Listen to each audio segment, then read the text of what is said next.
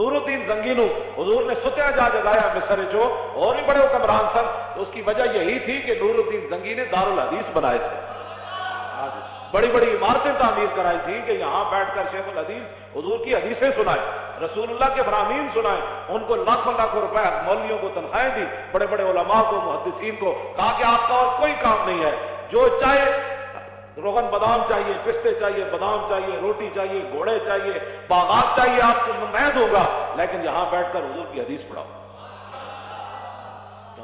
تم نے اہل قرآن کی کیا عزت کی ہے؟ حضور نے تو قرآن ہی کو علم قرار دیا۔ ہاں، حضرت زیاد بن لبید کہتے ہیں نا، حضور نے فرمایا یہ وہ وقت ہے کہ جب علم چلا جائے گا، تو کہتے ہیں میں نے عرض کی حضور کیف یذهب العلم نحن نقرأ القرآن ونقرئ ابناءنا ويقرئ ابناؤنا ابناءهم الى يوم القیامہ، حضور قرآن علم کیسے چلا جائے گا؟ پھر آپ کی امت پر زوال آ جائے گا، ہم آپ سے قرآن پڑھتے ہیں، ہم اپنے بچوں کو پڑھائیں گے، ہمارے بچے اپنے بچوں کو پڑھائیں گے، ان کے بچے پھر اپنے بچوں کو پڑھائیں گے، الى یوم القیامہ، قیامت تک یہ سلسلہ چلے گا، تو علم کیسے چلا جائے گا؟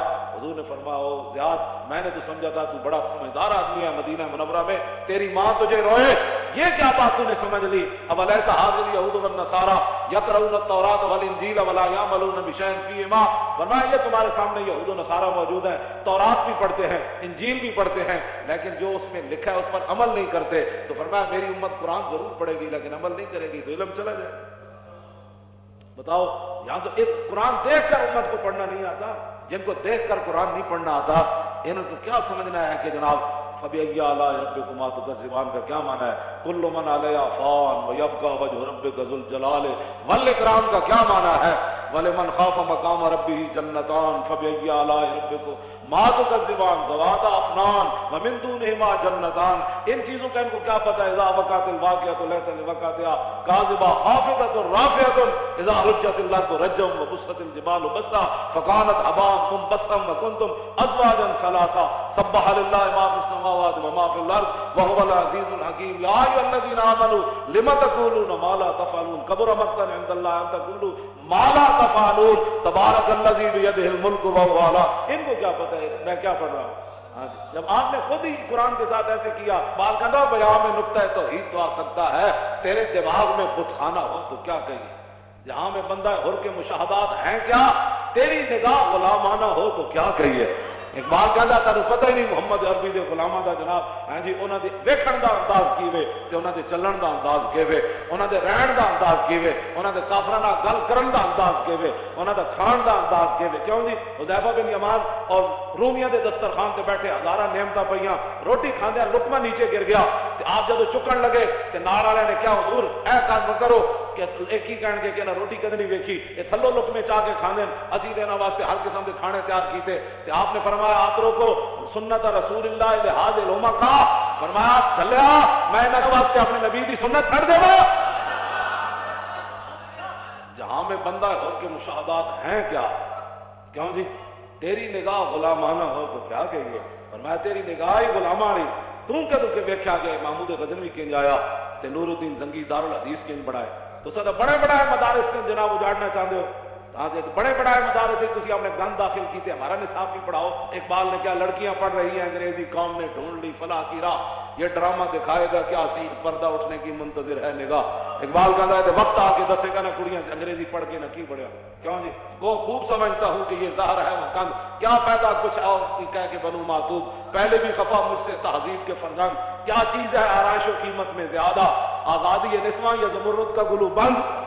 کہنا میں کہتا ہے میرا پہلے بھی بڑے ناراض ہیں تہذیب کے فرزند، کہنے لگا میں انہوں تو ہو رہے نا میرے خلاف بک بک، یہ میرے خلاف لوگ نہیں کرتے بک بک، اقبال کہتا میرے خلاف بھی بک بک کر دوں، کیا فائدہ کچھ کہا کہ اور بھی بنو معتوب، پہلے بھی خفا مجھ سے تہذیب کے فرزند، کہتا ہے تہذیب کے بندے پہلے بھی، لیکن یہ خوب سمجھتا ہوں کہ یہ زہر ہے وہ کند۔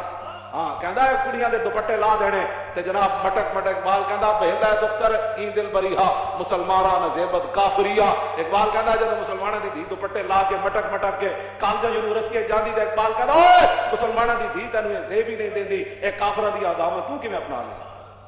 مسلمانوں دی دھیاں جن کا آنچل نہ دیکھا ماہ و میر نے اس ردائے نزاہت پہ لاکھوں سلام۔ اقبال کہتا ہے میں خوب سمجھتا ہوں کیا چیز ہے آرائش و قیمت میں زیادہ، آزادی نسواں یا زمرد کا گلو بند۔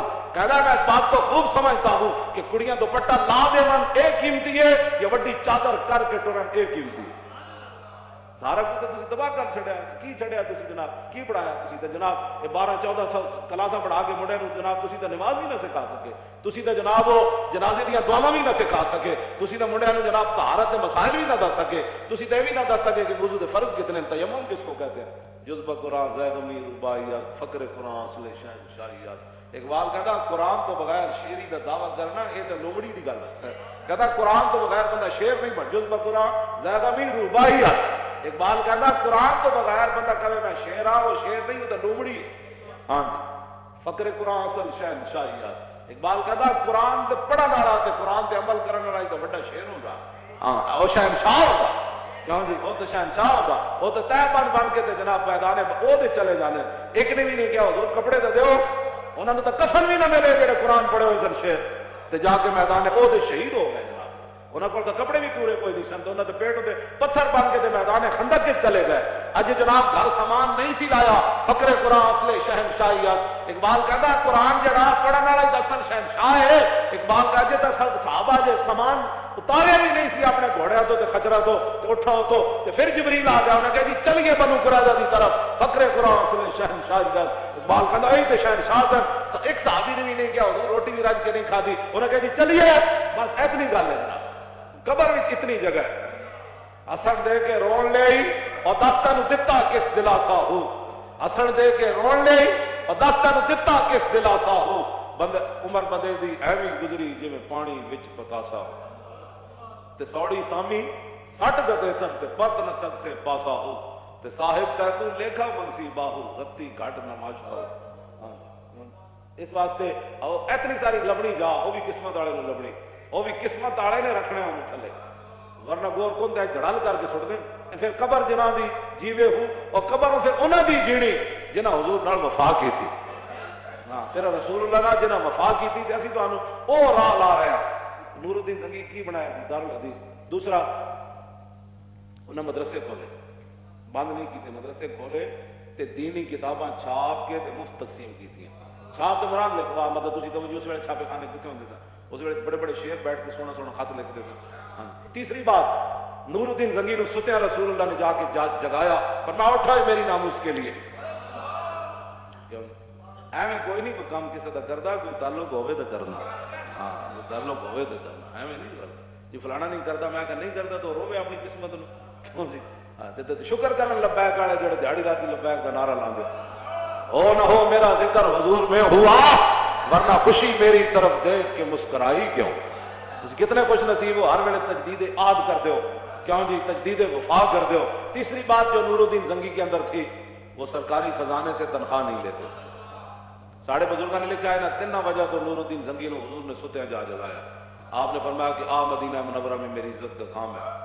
پھر نور الدین زنگی پھر این اپنا دامن کر کے نا قمیض این چک کے تے پورے مدینہ پاک دی گلیاں جائیں پھریا سی, اپنی فوج نال روندا سی.